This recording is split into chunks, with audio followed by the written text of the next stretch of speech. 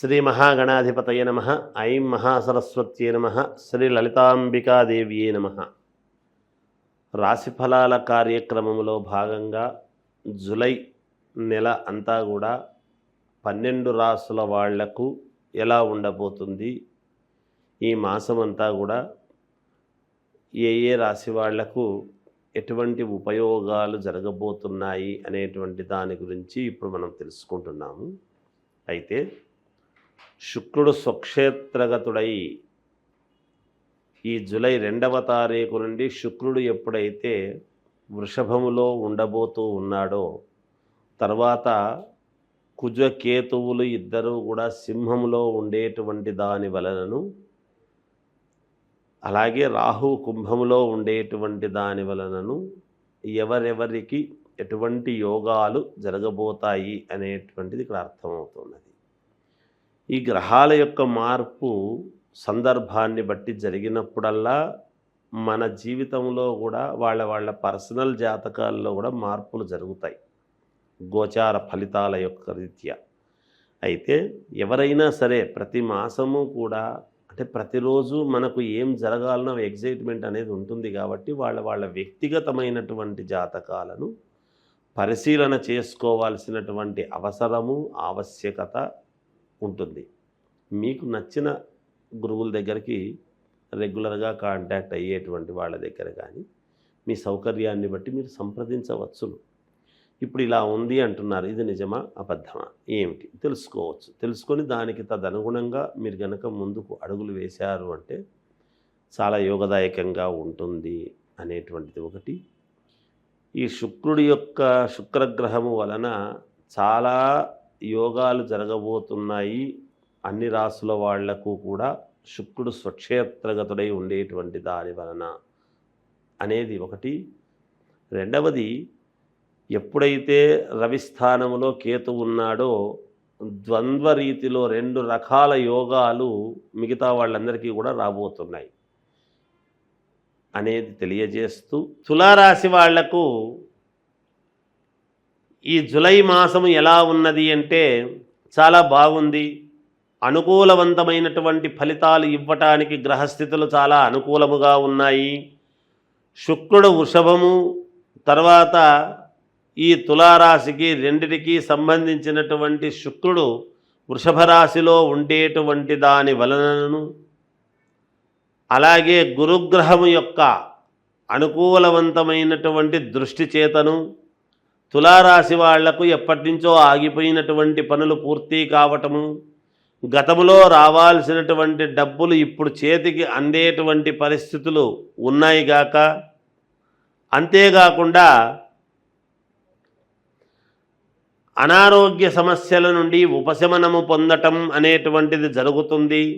నూతన వస్త్ర ఆభరణాలు కొనుగోలు చేస్తారు. స్థిరాస్తి వ్యవహారాలలో శత్రువులు కూడా మిత్రులుగా మారేటువంటి పరిస్థితి ఉన్నది.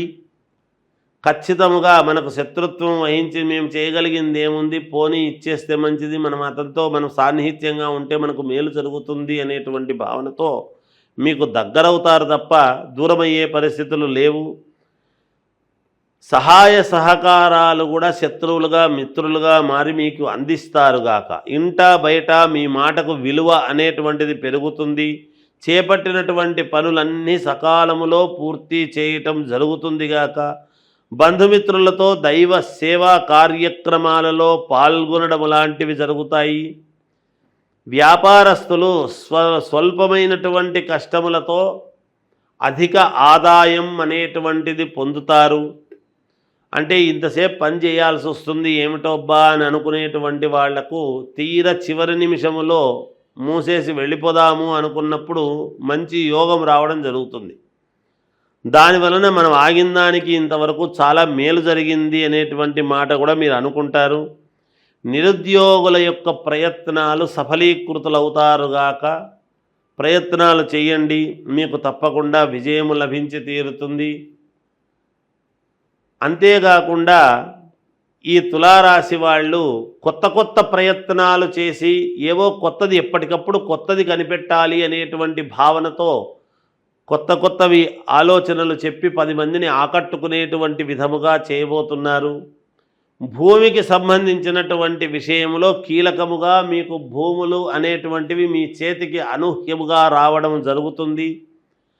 కొంత లాట్ అమౌంట్ కూడా మీ చేతికి అందేటువంటి పరిస్థితి ఉన్నది గ్రహాల యొక్క అనుకూలత వలన అనేటువంటిది తెలియజేస్తూ 12 రాసుల వాళ్లకు కూడా ఈ మాసంలో చేసుకోవాల్సినటువంటి పరిహారము ఏమిటి అని గనక ఒక్కసారి ఆలోచన చేస్తే, ఈ గుప్త నవరాత్రులు అనేటువంటిది ఉండేటువంటి దాని వలన తొలకరి వానలు పడి ఎప్పుడైతే ఇత్తనాల ఏకాదశి అనేటువంటిది, ఎందుకు ఇది మనకు ప్రాధాన్యత అంటున్నాను అంటే, పూర్వమంతా కూడా ఈ రైతాంగం మీదనే ఆధారపడి ఉండేది కాబట్టి, వ్యవసాయం మీదనే మనం అందరము ఆధారపడిన వాళ్ళము కాబట్టి, మనకు అన్ని రాసుల వాళ్ళు చేసుకోవాల్సినటువంటి పరిహారము ఏమిటి అని ఒక్కసారి గనక మీరు ఆలోచన చేసినట్టయితే, మీరు చేసుకోవాల్సినటువంటిది అమ్మవారికి మామూలుగా ఇంట్లో అమ్మవారి పటం ఉంటుంది, ఎక్కడికి బయటికి వెళ్ళక్కర్లేదు, లేదు గుడికి వెళ్ళి చేసుకుంటే పరమ సంతోషము, చేసుకోవచ్చును.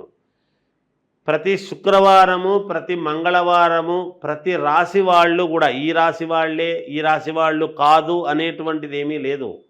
12 రాసుల వాళ్ళు కూడా ప్రతి మంగళవారము, ప్రతి శుక్రవారము సాయంకాలము రాత్రి 10 గంటల లోపల మీరు చేయవలసినటువంటిది ఏమిటంటే, కాళ్ళు చేతులు కడుక్కున్న తర్వాత ఒక అమ్మవారి పటం ముందు కానీ, లేదా అమ్మవారిది విగ్రహం ఉంటే విగ్రహం ముందు కానీ కాసేపు ఒక్క 10 నిమిషాల పాటు కూర్చొని, 10 నిమిషాలు మాత్రమే కూర్చొని 5 తమలపాకులు, 5 ఒక్కలు, 5 పసుపు కొమ్మలు పెట్టి రాత్రిపూట, ఎందుకంటే గుప్త నవరాత్రులు అనేటువంటివి జరిగి ఉంటాయి కాబట్టి రాత్రికి చాలా ప్రాధాన్యత ఉన్నదని తెలియజేస్తున్నాను నేను మీ పనులు కావడానికి.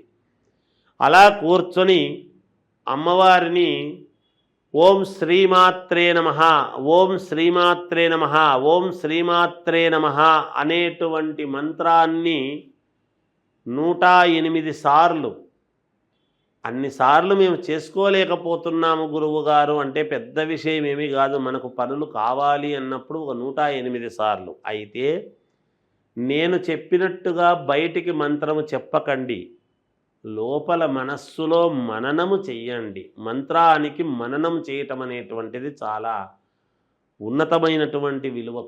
నేను బయటికి చెప్పకపోతే మననం చేస్తే మీకు ఎలా అర్థమవుతుంది? ఏదో గురువుగారు మూగ భాష చెప్పినారని అనుకుంటారు. అలా అనుకోకూడదని నేను బయటికి చెప్పాను. నిజానికి మంత్రాలు బహిర్గతం చేయరాదు, అందుకనే ఉపదేశం అంటారు, చెవులో చెప్పాలి.